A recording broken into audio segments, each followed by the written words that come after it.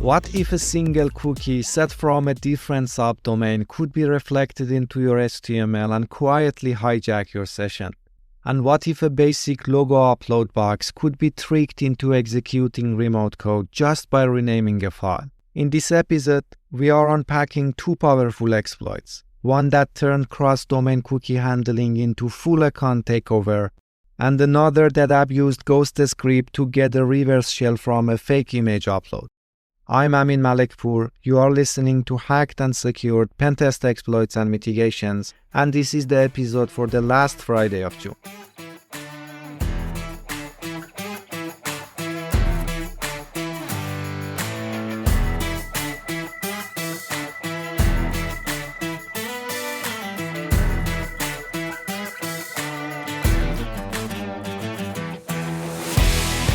Most pentesters look for XSS in usual places: input fields, query parameters, maybe even headers. But what if I told you the injection point can be buried inside a browser cookie? And it gets even worse. That cookie wasn't even set by the user. It was controlled by a totally different endpoint on a completely different subdomain.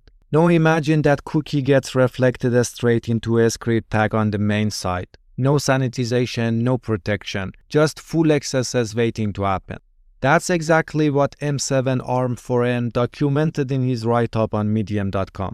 A cookie-based XSS vulnerability that chained together misconfigured endpoints and unsafe DOM reflection to steal user session tokens and take over accounts. This wasn't just one bug, it was a creative combination of smaller weaknesses chained into something serious. Technically, it was reflected cross-site scripting bug, but this one wasn't your typical type something into a search box and see pop up on the screen situation. Let's break it down. Usually when we say reflected XSS, we are talking about input that goes from the attacker into the browser and right back out on the page. Like putting your name in a URL parameter and that name shows up somewhere on the site without any sanitization. If the site doesn't clean up the input, attacker can sneak in JavaScript instead of text. But here's the twist in this case. The injection point wasn't a URL or a form field. It was a cookie, and that's where the document object model or DOM comes in. DOM is basically the page's structure. It's like a live map of all the HTML and elements on your screen. If something appears in the DOM, it means your browser sees it as part of the page. And if a cookie's value show up in the DOM without being sanitized, that's dangerous. Because it means an attacker could set a cookie and then watch it get reflected on the page as live HTML. But where it got really sneaky in this finding was how the cookie got reflected. On one of the application subdomains, there was an endpoint called /cookies that let anyone set a cookie just by sending a post request. No auth needed, no referrer checks. Just give it a name and value and boom, it writes that cookie to the entire parent domain. This meant an attacker could set a cookie and that value would be sent to any subdomains within the application. Setting cookies like that isn't always dangerous. Most of the time you still can't do much with it, right? But in this case, the attacker noticed that the main application reflected that cookie inside an HTML image tag. The cookie shows up in two spots on the page. In one spot, it's inside a normal image tag, and this instance is properly encoded so its content is safely treated as plain text. However, in the other spot, the cookie appears inside the NoScript tag and isn't encoded at all. And that's where things got interesting. Let's take a second and explain what NoScript tag is. In general, when someone has JavaScript turned off in their browser, the browser shows whatever's inside the NoScript tag as a backup. It's like saying, hey, your JavaScript isn't working, so here's some alternative content. But here's the catch. Most people do have JavaScript turned on. And in that case, the stuff inside NoScript tag doesn't actually get shown, but it's still there in the HTML. Now, if that NoScript block includes something like a script tag or other HTML, some browsers might still try to parse it. And in certain edge cases, that can lead to unexpected behavior, like your fallback code accidentally getting executed even though it was supposed to be ignored. Alright, let's get back to our story. Up to this point, the attacker has two key ingredients. First, there is a public endpoint that lets you set cookies for the entire domain. No authentication, no validation. Just send a post request and the browser stores it like it came from the site itself. Second, there is a page on the main domain that reflects the value of a specific cookie right into a NoScript tag. And here's the kicker. The reflection isn't encoded. Whatever you put in the cookie gets dropped straight into the page's HTML. Now, pause for a second and think it through as a pen tester. You have just found a way to set a cookie, and you know that exact cookie will later be reflected directly into the HTML, no sanitization, no encoding. That's a rare opportunity, right? If this was your pen test, how would you turn this into something exploitable? Well, here's what the attacker actually did. They start by building a web page on a domain they fully control. Think of it like a phishing site or a trap page. It's not part of the vulnerable app, but it can still interact with it. Now, to get victims onto the page, the attacker has options. They might send a phishing email with a link, or drop it into a forum or comment thread where users of the app are active, or even embed it inside a malicious ad that silently loads on other websites. The goal? Trick users into visiting the external page where the real attack begins. When a victim lands on the attacker's page, a script runs in the background. It quietly sends the cross-origin post request to the vulnerable applications/cookies endpoint. This endpoint allows anyone to set a cookie on the app's domain without validating the request's origin or checking who is making it. Now the victim's browser has a cookies scope to the vulnerable app's domain, and that cookie contains a malicious payload.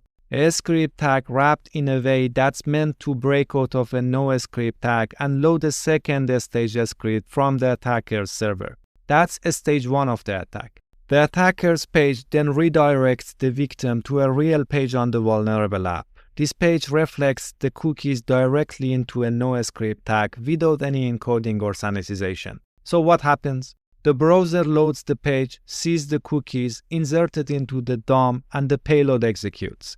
The script tag runs and the second stage code hosted by the attacker gets full control of the page context. Now we enter stage 2 of the attack where the real damage begins. The injected script hosted by the attacker runs inside the victim's browser, but instead of trying to access cookies directly, which wouldn't work because they are marked HTTP only, it does something smarter. HTTP only is a security flag you can set on cookies to make them inaccessible to JavaScript. If a cookie is marked HTTP only, scripts running in the browsers can read its value using document.cookie.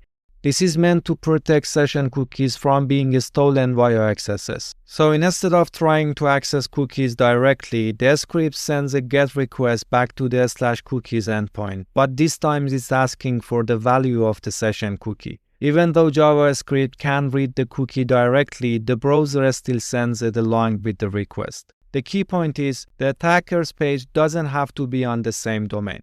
Because the cookie setting endpoint accepts cross-origin requests, as long as with credentials flag is set to true, the browser will still send and receive cookies from the main application's domain. With credentials is a flag in JavaScript that tells the browser, hey, include cookies with this request even if it's cross-origin. And the browser listens. As long as the server doesn't block it, the victim's session cookies get sent along automatically. And the /cookies endpoint, it's completely unprotected. It doesn't check who is asking or whether they are allowed to see session data. It just replies with the raw value of the session cookies. The attacker's script then takes the response containing the session cookies and forwards it to their own server using another request. No alerts, no UI, no JavaScript console. Just quiet, reliable cookie theft. And just like that, they have full session hijack. This is the kind of vulnerability that requires both technical depth and creative thinking. The attacker had to discover an open cookie setting endpoint, figure out that a specific cookie was reflected into the DOM, inject a payload that escaped NoScript tag and execute it, chain it with a second stage request that bypassed cross-origin resource sharing and exfiltrated a secure token, all without ever touching a traditional input field. Could this attack still work today? Absolutely, if you are not careful. Subdomain controls endpoints are everywhere. And developers often forget that client-side cookie access isn't the only risk. Sometimes it's the server that reflects them back into dangerous places. Alright, if you are building, designing, or securing applications, here's how to prevent this kind of issues. First, never reflect cookie values directly into the page, especially not inside things like image or NoScript tags. If you really need to show a cookie value, make sure it's properly encoded and you are only using data you fully trust. Second, don't expose endpoints that let users set cookies, especially not without strict checks. If an attacker can set a cookie for someone else, that's game over. Use a strict low list of which cookies can be set. Check the referer or origin headers to verify where the request came from and block anything that looks suspicious. And finally, watch your subdomains. One weak subdomain is all it takes to bring down the whole app. Audit them regularly and treat each one like it could be a potential entry point. And if you are a pen tester, here's what to look for in your daily engagements. Always check subdomains for cookie handling endpoints. Look for anything like /cookies, set cookies, or similar endpoints. If you find one that lets you set a cookie for the main domain, that's a big red flag. Next, see where those cookies get used. Are they reflected into the HTML, inside a script, image, or NoScript tags? That's where things get dangerous. XSS doesn't always start with an input field. Sometimes it's a misused browser feature, sometimes it's a cookie no one thought would ever be risky. And don't forget, the most dangerous attacks aren't loud. They are subtle. They slip through cracks that no one noticed until it's too late.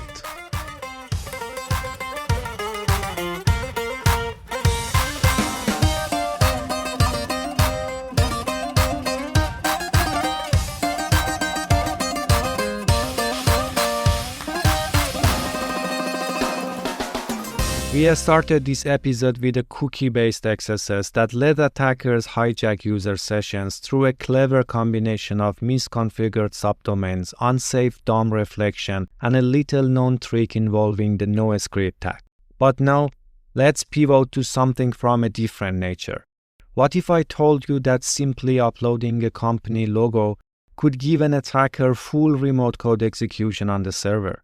That's exactly what Franz Rosen documented in a public HackerOne report. An RCE vulnerability triggered through a crafted image file. It sounds simple. Upload a file, get a shell. But what made this attack special was the unexpected chain of technologies behind it. Let's break this down, especially for those learning how real-world RCE chain happened. At the core of this attack was a tool called ImageMagick. It's used by many applications to handle images, resize them, compress them, and generate thumbnails. ImageMagick is powerful, but that power comes with risk.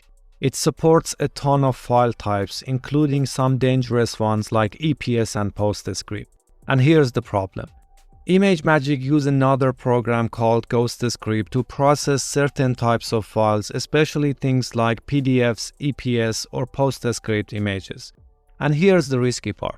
Ghostscript can run code.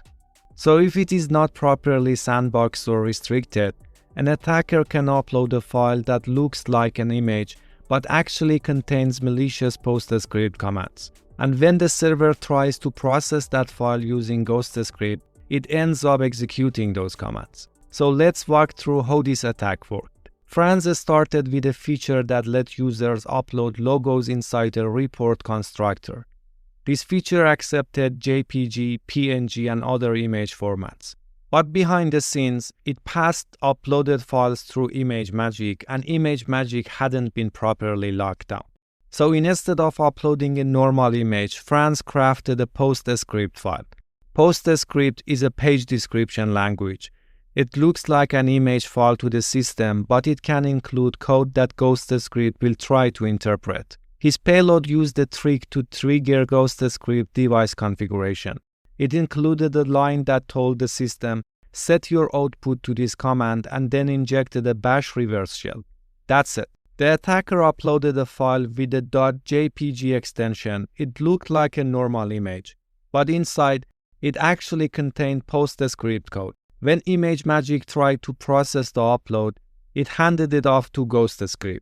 And since Ghostscript wasn't properly sandboxed, the server just executed the payload. No warning, no filters. The reverse shell connected back to Fran's server, giving him full remote command execution. He could now list directories, read sensitive files, and inspect the backend system. And here's where it gets even better. At first, he wasn't sure if this was a real production server or just some isolated test instance. So he ran a few follow-up commands like reading etc/host and exploring internal directories from the shell, and that's when he confirmed it. The server was definitely part of the live platform. So let's pause for a second. If you were the attacker and you just got a shell on the server by uploading an image, what would be your next move? Would you dump environment variables and search for credentials? Start scanning for config files with hard-coded secrets? Or maybe pivot deeper, looking for internal services, databases, or cloud metadata? Remember, RCE isn't the end game. It's the beginning. It's the foothold that opens everything else. And what makes this one so dangerous is how simple it was. No SQL injection, no complex exploit chain. Just a weak image upload filter and an old version of Ghostscript quietly waiting in the background. So if you are building, designing, or securing applications, here's what you should do. Never trust image uploads blindly. Validate the content type, not just the file extension. Use a lockdown ImageMagick policy to explicitly block risky file types like PostScript, EPS, PDF, or XPS. These aren't needed for typical image uploads. Treat every upload as untrusted input and handle it in a sandbox environment. And finally, keep your libraries up to date. This bug relied on a vulnerable Ghostscript version that had already been patched in newer releases. And for the pentesters out there, here's how you can find similar issues in your daily engagements. Don't just check if the server blocks certain extensions. Go deeper. Ask, what happens after the file is uploaded? Is it resized, compressed, parsed by tools like ImageMagick, EXIF tools, or Ghostscript? Because that's where the real danger hides.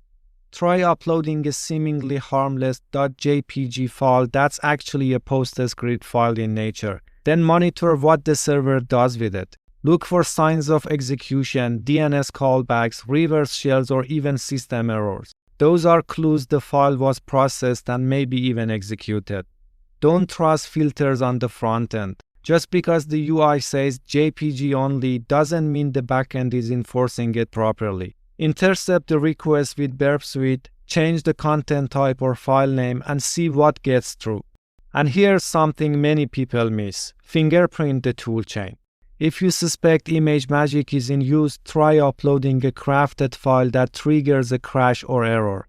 The error messages or behavior might tell you if Ghostscript is running underneath. Sometimes, the most dangerous vulnerabilities are buried inside the features we trust the most. This one didn't need complex chains or deep fuzzing. It was just a simple upload box, the right file, the right moment, and it ended with a shell.